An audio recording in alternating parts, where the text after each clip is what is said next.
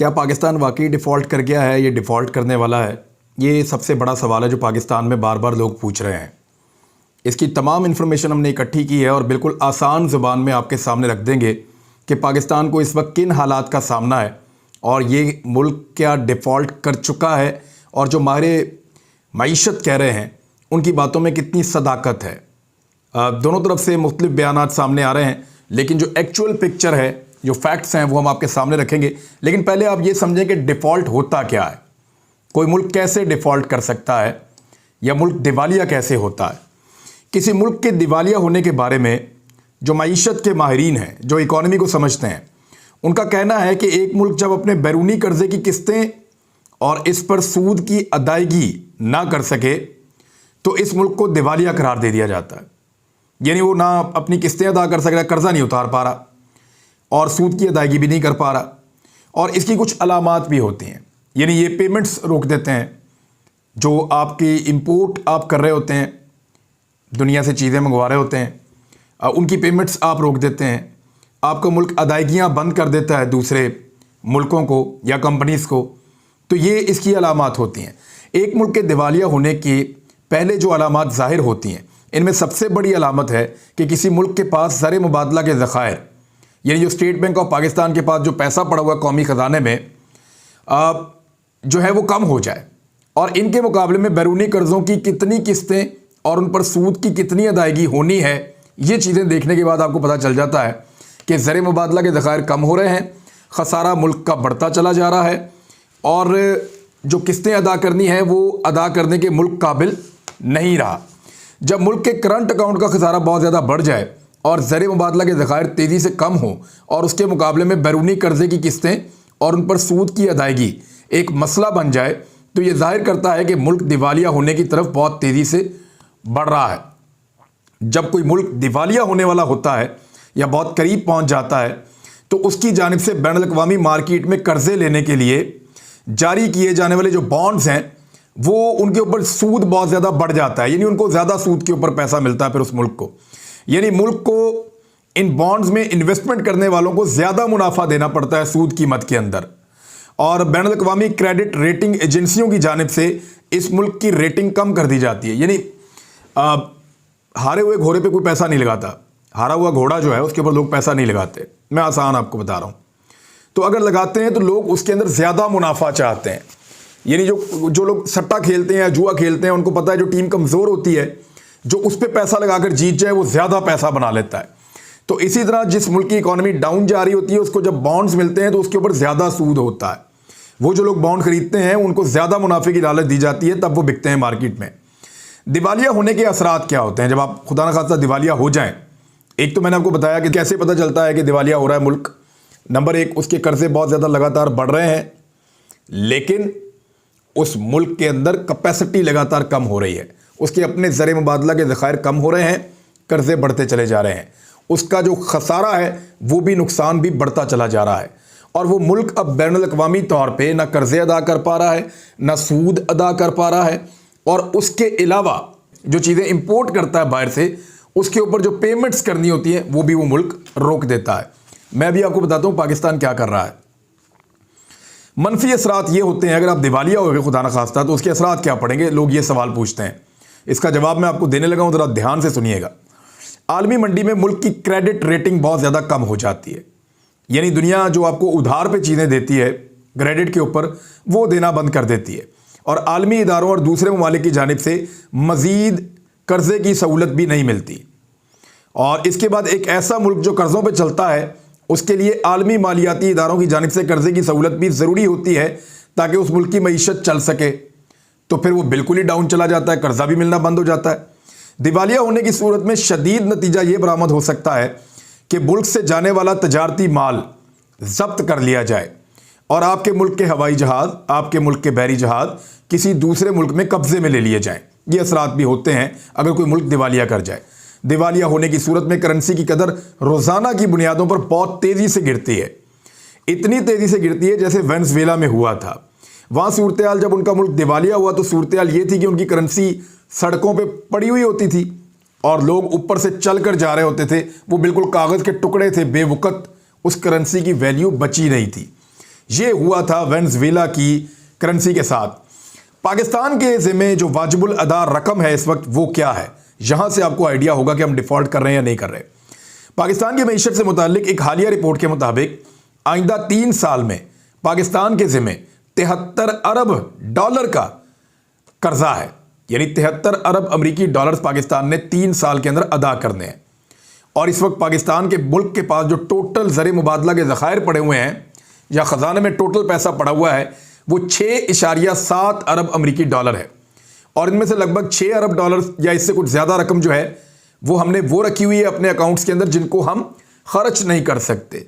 ये हमारे दोस्त ममालिक ने पाकिस्तान के स्टेट बैंक के अंदर रखी हुई है और ये उनका पैसा है और हमने सिर्फ अपने ज़र मुबादला के ज़खायर को स्टेबल करने के लिए पैसा उनसे लिया हुआ है। हम इस रकम को मुबैना तौर पे खर्च नहीं कर सकते। कर्ज़ों की अदायगी मुमकिन बनाने के लिए इस माली साल में पाकिस्तान को, ये जो अभी चल रहा है और ये जाएगा जून तक, इस वक्त तक पाकिस्तान को 28 अरब डॉलर दरकार है, जबकि पाकिस्तान के ख़जाने में कितने हैं 6.7 अरब डॉलर, और बहुत तेज़ी से ये गिरा है। पाकिस्तान तहरीक इंसाफ की हुकूमत में ये कितना था, ये मैं आपको एक तस्वीर दिखा देता हूँ ताकि साथ साथ आप इसको समझते भी जाएं। ये तस्वीर आपको बता रही है कि पाकिस्तान तहरीक इंसाफ के दौरे हुकूमत में जब मार्च 2021 था तो 13 अरब अमरीकी डॉलर पाकिस्तान के ख़जाने में थे और ये बढ़ गए थे PMLN की हुकूमत के जाने के बाद। अगस्त 2021 में ये अमाउंट बढ़ गई थी 20 अरब अमरीकी डॉलर तक और मार्च 2022 में ये अमाउंट पहुंच गई थी 16.2 अरब अमरीकी डॉलर तक। और वो ऐसे पहुंची थी कि बैनुल-अक़वामी तौर पे एकदम कीमतें बहुत ज़्यादा बड़ी चीज़ों की, पेट्रोल की, गैस की, इन चीज़ों की, तो वहाँ पाकिस्तान ने पैसा निकाला ज़र मुबादला के ज़खायर में से, गरीबों को सपोर्ट देने के लिए अंदर डाला, तो वो 16.2 अरब डॉलर रह गए। लेकिन इस वक्त पाकिस्तान के पास सिर्फ 6.7 अरब डॉलर हैं, यानी 10 अरब डॉलर पाकिस्तान ने गुज़िश्ता 7 महीनों के अंदर खर्च कर दिए हैं और ज़र मुबादला के ज़खायर में इजाफा करने की बजाय लगातार कमी हो रही है। ये पाकिस्तान के साथ हुआ है।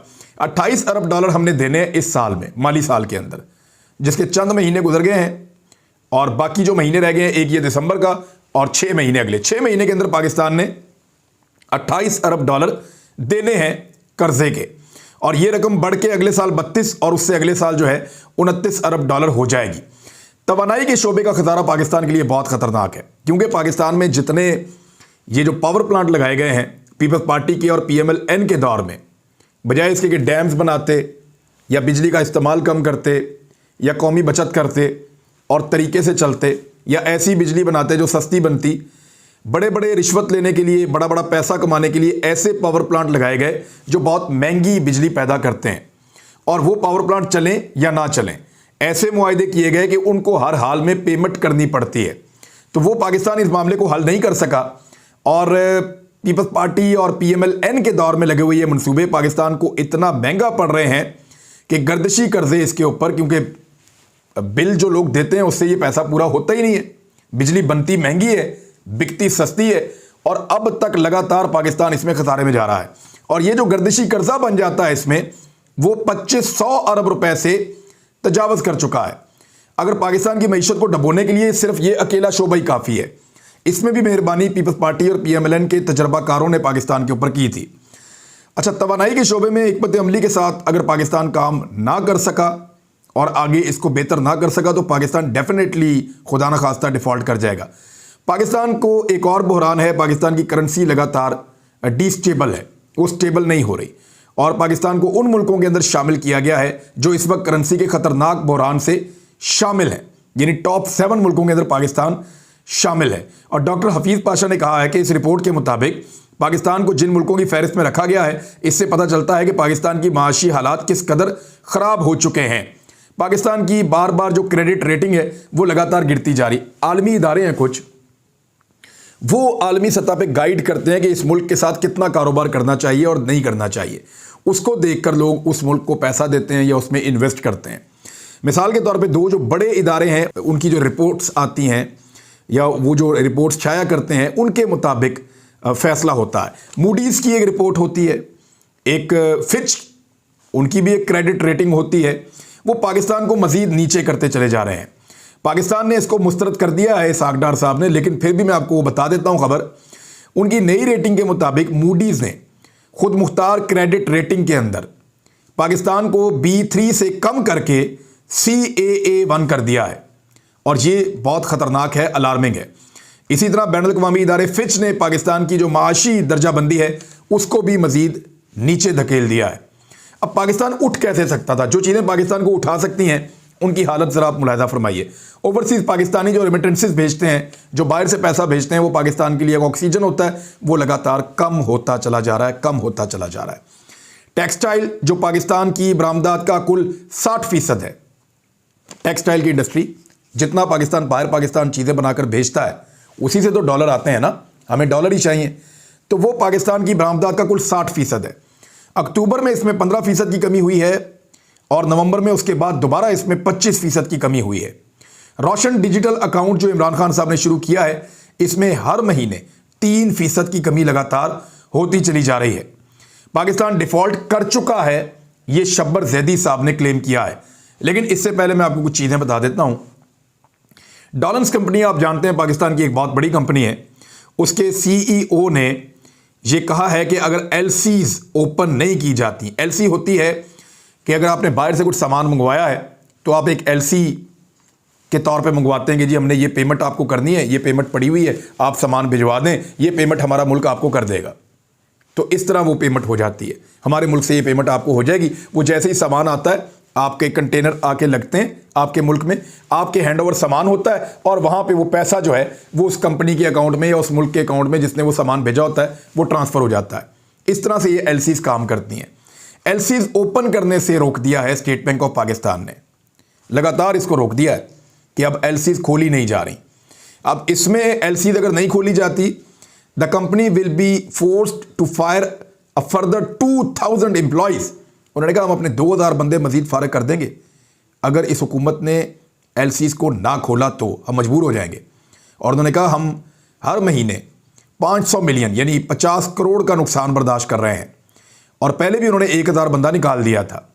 ये है जी सूरत हाल। इसके बाद एक और चीज़ मैं आपको बताता हूँ, पाकिस्तान के पास जो है वो 2014 के बाद से लेकर अब तक सबसे कम ज़र मुबादला के ज़खायर रह गए हैं और पाकिस्तान के पास बहुत थोड़ा सा टाइम रह गया अपनी पेमेंट्स करने के लिए। शौकत तरीन साबिक वज़ीर ख़ज़ाना क्या कह रहे हैं? The state bank reserve have dropped by almost 10 billion since VONC। वो कह रहे हैं जब से ये रजीम चेंज हुआ उसके बाद से लेकर अब तक 10 अरब रुपए ज़र मुबादला के ज़खायर पाकिस्तान के कम हो गए हैं, डॉलर्स, 10 अरब अमरीकी डॉलर्स। और उन्होंने कहा है जी कि बिजनेसेस जो है पाकिस्तान के अंदर वो रुक गए हैं क्योंकि LCs ओपन नहीं की जा रही और जो पाकिस्तान के डिफ़ॉल्ट का ख़तरा है वो 90% से ज़्यादा हो चुका है। ये चीज़ें बता रही हैं कि डिफ़ॉल्ट के करीब हैं या डिफ़ॉल्ट वाला मामला है। और उसके बाद वो कहते हैं रजीम चेंज ऑपरेशन मुकम्मल तौर पे फेल हो गया है, फौरी तौर पे नए इलेक्शन करवाए जाएं। असद उमर क्या कह रहे हैं कि 784 million reduction in state bank reserve this week, कि सिर्फ इस हफ्ते के अंदर 784 मिलियन कम हुआ है। यानी इसको अगर आप ये कहें कि लगभग 80 करोड़ अमरीकी डॉलर्स पाकिस्तान के ज़खायर जो हैं कौमी, उनके अंदर से सिर्फ एक हफ्ते के अंदर कम हो गया है। और इतना कम सिर्फ इससे पहले 2014 में हुआ था, यानी ये 2014 में हुआ था, उसके बाद नवाज शरीफ साहब के दौर में, तो तब ये हुआ था। और उसके बाद वो ये कह रहे हैं कि बड़ी डेंजरस सूरत हाल है इस वक्त पाकिस्तान को। Pakistan defaulting on due external payments on a daily basis, Pakistan रोज़ाना की बुनियाद की ऊपर जो है वो डिफ़ॉल्ट की तरफ जा रहा है। अब ये असद उमर साहब का एनालिसिस है, लेकिन अब मैं आपको बताता हूँ शब्बर जैदी साहब क्या कह रहे हैं। वो कह रहे हैं पाकिस्तान डिफ़ॉल्ट कर चुका है और ये FPR के साबिक चेयरमैन हैं। उन्होंने कहा टेक्निकली पाकिस्तान डिफ़ॉल्ट हो गया है। मौजूदा हुकूमत के आते ही मईशत की सिमत दूसरी तरफ चली गई थी। वज़ीर ख़ज़ाना इसहाक़ डार और शौकत तरीन मेरे हिसाब से गलत बात कर रहे हैं। पाकिस्तान के पास पेमेंट करने के कोई पैसे नहीं हैं। अब हमारे पास IMF की तमाम शर्तें मानने के अलावा कोई और ऑप्शन नहीं है। डिफ़ॉल्ट दो तरह का होता है, एक ये होता है कि रियासत अपने कर्जे नहीं दे सकती और दूसरा डिफ़ॉल्ट वो होता है जिसमें रियासत इंपोर्टर्स को डॉलर नहीं दे सकती। वो तो हम नहीं दे पा रहे। कानून के मुताबिक इंपोर्टर्स के लिए इंपोर्टर्स को डॉलर फराहम किए जाते हैं इंपोर्ट के लिए। पाकिस्तान इस वक्त टेक्निकल तौर पर डिफ़ॉल्ट कर चुका है। पाकिस्तान की 4.5 अरब डॉलर की LCs इस वक्त पेंडिंग पड़ी हुई हैं जिनको नहीं खोला जा रहा। स्टेट बैंक इन एलसीज को खोलने की इजाज़त नहीं दे रहा। बैंकों को सिर्फ मखसूस एलसीज खोलने की इजाज़त दी जा रही है। इसका मतलब है हम टेक्निकल तौर पे डिफ़ॉल्ट कर चुके हैं। इसहाक डार साहब कहते हैं कि रियासत ने अभी डिफ़ॉल्ट नहीं किया। तो क्या ये सारा कुछ एक सियासी खेल खेला जा रहा है? शौकत तरीन भी इसी सियासी खेल का हिस्सा बन रहे हैं। ये अफसोस है। साबिक वज़ीर ख़ज़ाना मिफ्ता इस्माइल दुरुस्त कहते हैं कि हमारे पास कोई चॉइस बाकी नहीं बची। इसहाक डार जो कह रहे हैं कि मिफ्ता इस्माइल $32 अरब का इंतजाम करके नहीं गए, इसका मतलब यह है कि इस वक्त मिफ्ता इस्माइल या शहबाज शरीफ साहब जो कह रहे थे कि पाकिस्तान को डिफ़ॉल्ट से बचा लिया है, वो सच नहीं था। इस वक्त हमारे पास फाइनेंशियल इमरजेंसी लगाने के अलावा दूसरा कोई रास्ता नहीं है। फाइनेंशियल इमरजेंसी क्या होगी कि 6 बजे तक सारी मार्केटें बंद कर दी जाएं, सिर्फ ज़रूरी एलसीज खोलने की इजाज़त दी जाए, और वो तो पहले ही हो चुका है। उसके अलावा पेट्रोल के इजाफी इस्तेमाल को फौरी तौर पर बंद किया जाए और पाकिस्तान बिल्कुल एक पुराने दौर में चला जाए, जैसे 90s में या 80s में था। बिल्कुल सादगी अपना ले, हर चीज़ छोड़ दे। लोग जो हैं वो बिल्कुल एक गाड़ी के अंदर 4-4 बंदे जाएं, बड़ी गाड़ियों का इस्तेमाल बंद हो जाए। लेकिन क्या अशराफिया इस बात के ऊपर मानेगी? इस तरह तो पाकिस्तान से पैसा और बाहर निकल जाएगा। पाकिस्तान ने सऊदी अरब से $4.2 अरब मांगे हैं। अब सऊदी अरब पाकिस्तान को इस वक्त पैसे देता है या नहीं देता, ये एक बहुत बड़ा सवाल है। पाकिस्तान में जो बिजनेस कॉन्फिडेंस है, इसका इंडेक्स -4% पे आ गया है। -4% पे आ गया है। ये overseas investors chamber of commerce and industries की जानिब से सितंबर 2022 से अक्टूबर 2022 के दौरान एक सर्वे किया गया। अब उसकी रिपोर्ट आई है। वो ये बता रही है कि मौजूदा इंपोर्टेड हुकूमत के दौर के अंदर पाकिस्तान मनफी चला गया है, -4% पे चला गया है। पाकिस्तान के अंदर इस वक्त सरमायाकारों को सरमायाकारी करने में पॉजिटिव पे तो दूर की बात है, मनफी दिलचस्प है कि हमने करनी नहीं है, बाकियों को भी मना करो इस मुल्क के अंदर सरमायाकारी ना करें, ये किया जा रहा है। पाकिस्तान के ऊपर इस वक्त जो टोटल कर्जा है वो 50,152 अरब रुपए है।